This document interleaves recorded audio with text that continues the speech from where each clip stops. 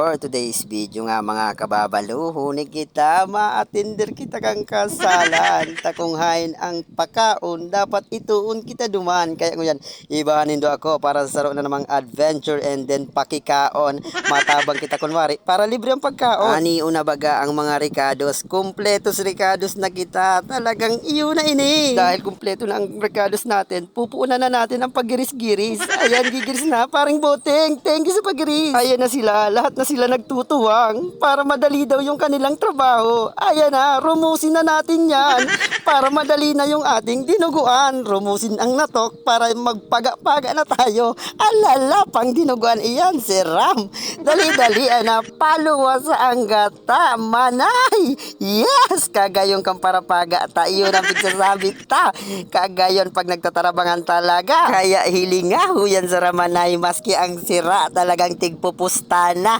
Dali-dali na iyan, tanganing sa tuya ng mapakalad ka dan. Dali! Kaipuhan na nga niyan hidalion, tawara na ining mga pampulutan. Siyempre sa kasalan, dayan mawara, yaon ng mga parainom, yaon dyan, nagabang kang pamulutan. Dali na! Pero ang pinaka-importante talaga, huyan na nagtatarabangan, nagtutulungan ang lahat. Ayan na ang mga taglalaki, tuda-tuda na talaga, birahin mo na yan pare.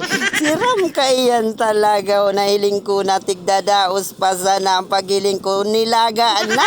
Garo na ang may kalderita, yaong pang igado, igwang mitsado, kaya dali-dalian na nindo ka ng pag-asikaso ta si Magalyenong babalo, rotoy na. Siyempre, lain lang ako ang gutom, pati yan dapat igwaman. Grabe bagang audience tao, dapat yan pakaunon man. Yes na nga ni, huni na baga hilingan nindo tig kakarigos pa ang satuyang panganda. Taod-taod kayan, pipidaso na kan sa kuyang padiyon tanganing maging kaldereta na. Sa punto nga ning ini, aniyon na tigpipidaso na ang apod ka andig di sa muya. Tigigiris na, tatatodod yan siguradong may adobo na kita. May kaldereta, may sinabawan, may dinugan, mas lain-lain, puro yan lamang kang tiyan.